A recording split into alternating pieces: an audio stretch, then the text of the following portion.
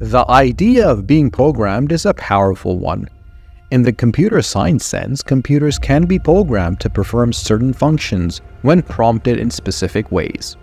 In a similar way, humans can also be programmed, but it would be surprising that your entire life is probably based on a lie.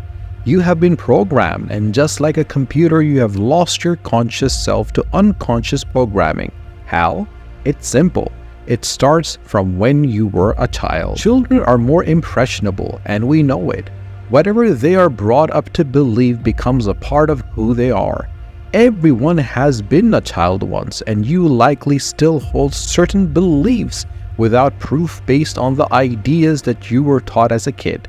Whether those ideas are good or bad depends on who is doing the programming. While your parents are responsible for kids, their teachers, the neighbors, social media, and random people they meet could have an immense impact on them that it stays in their subconscious, controlling their lives with unhealthy programming that they may consciously not even recognize.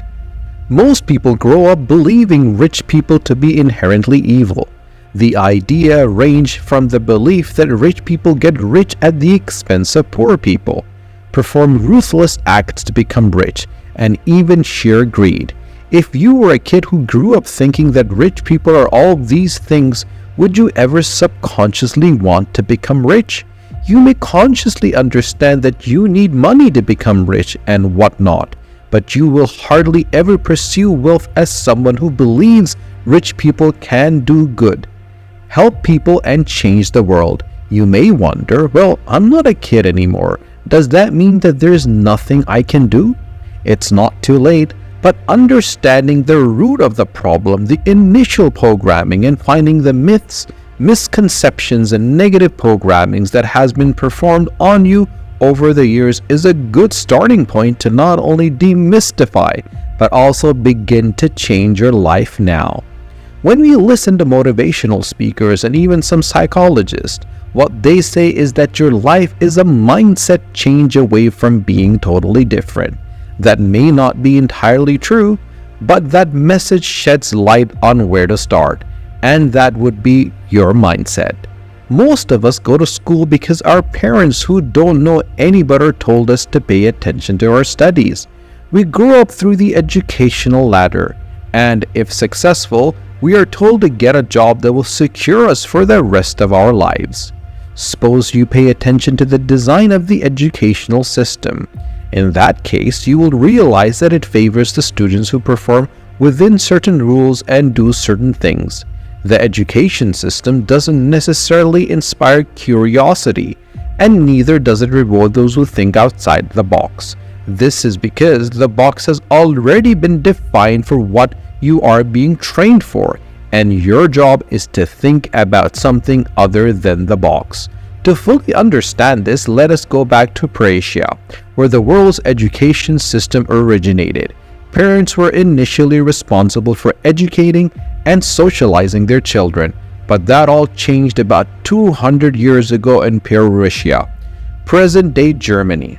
After Napoleon and his men won against Persia, it was time to make some changes. They decided to train, teach, and indoctrinate a new breed of soldiers who would do anything to win, such as follow commands and rules. They created special buildings, a curriculum, standardized teaching training with certification, and made it compulsory. Now parents were relieved of their duties to teach and socialize kids. It was now the government's job, and it was free. Now the system was based on creating a certain kind of soldier, factory worker, and routine worker. Children were being trained to perform routine tasks. It wasn't necessarily designed to help kids think for themselves. Instead, it was programming them to achieve the aims and objectives of the present-day government, or later, the dominant class of people. This is why we are all taught to get the same education, get a cubicle work, and work our asses off till pension. We aren't necessarily taught about money, although we're trained to work for money in a way that only fits some people's desires. Things are beginning to look rigid because as impressionable kids, you are taught to surrender to a system that isn't designed to favor you, but instead to use it for the greater good. The middle class and wealthy have a common misconception that the poor people make unwise choices. They've been impoverished for generations due to the rampant drug use, alcoholism, and impulse purchases. They do not work hard enough to manage their money.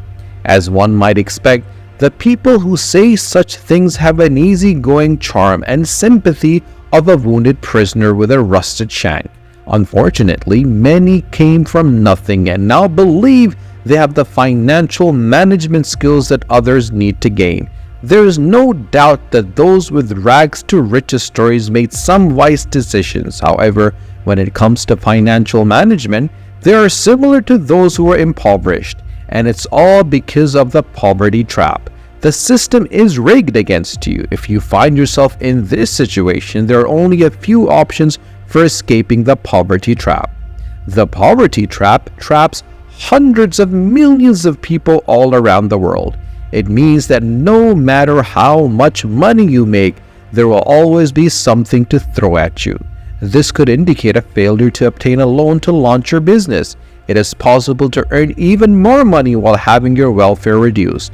It could also result from unexpected expenses, such as a car breakdown or a medical bill. Let me give you an example from the UK in the mid-2000s. The welfare system was extremely generous to the unemployed back then. You were paid more than the minimum wage worker at the time. Unsurprisingly, many people chose to stay unemployed.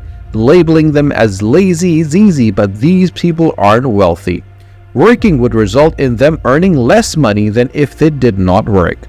Only a moron would accept minimum wage job. Of course, times have changed, but the notion that anyone on welfare is lazy, useless, and incapable of managing money persists.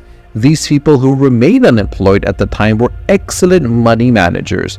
They made the most profitable decision, regardless of the moral implications. As you can see, someone who went from unemployed to employed lost money.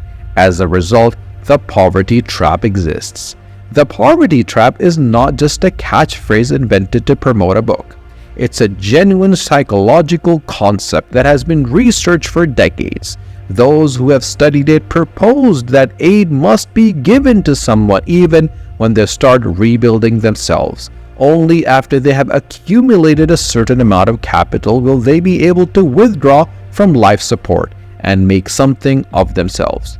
That is why society is constantly asked what they want from a welfare state. Do they want it to keep people from going hungry, or do they want it to help people get out of poverty? Contrary to government claims, most Western welfare systems do nothing to lift people out of poverty. They actually encourage poverty rather than murdering people. They keep people in poverty prisons. When a poor person begins to take the right step, society makes them look incompetent, not enough, or lacking. It is touted that you need an MBA to run a successful business or a CPA to manage your finances as the rich do.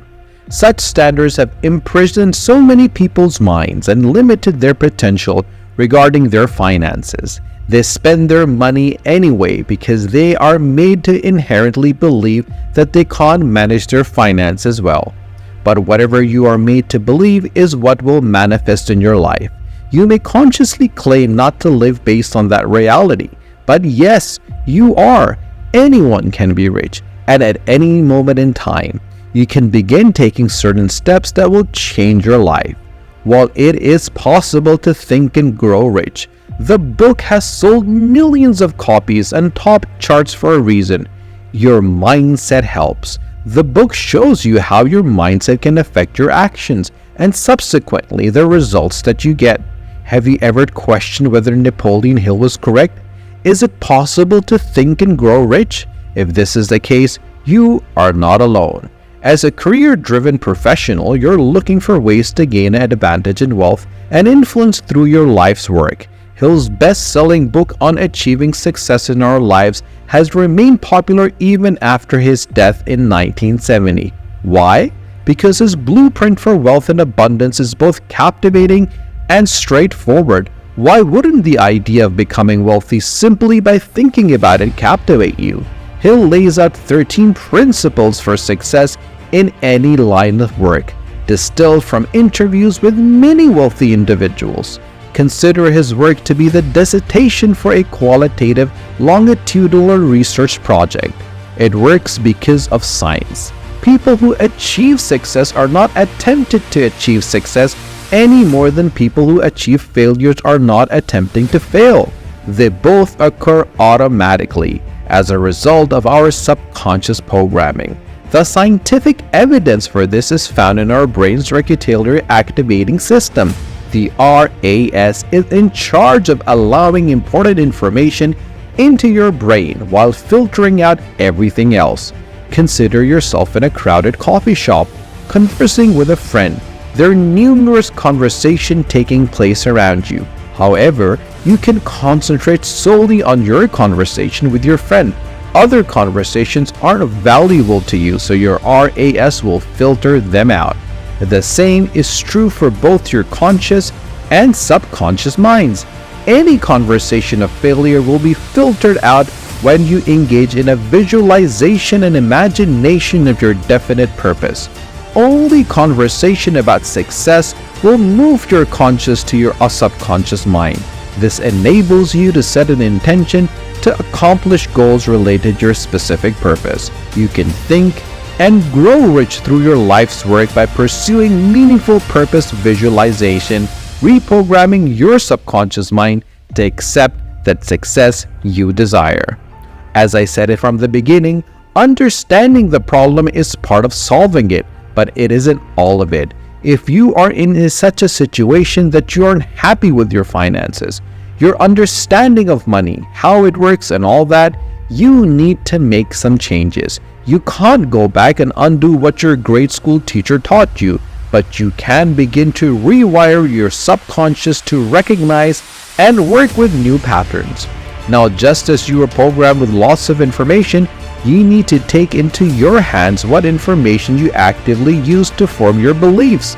The beliefs that affect your actions should be audited for logical proof. The media has taught us that rich one is always the bad one, ripping off poor people to get insanely rich. But on the flip side, rich people solve problems that poor people willingly pay for. Some of the few steps are reading books, listening to new materials, and talking to people who you want to be like. If you have an educational qualification, you need to use it to your advantage, especially if you're an employee. Having a degree helps you to earn more, but you know what pays more? Skills. Build new skills. Learn the trending fields and acquire skills that will future-proof your income sources. And whatever field or niche you choose, you want to decide that you'll become the best at it. The best not only to get to mention their price, but also choose who they work with, because ultimately, being rich is all about having choices. You don't want to be rich yet to be a slave to someone else's command. You want to own your space, time, and attention. That is real financial freedom.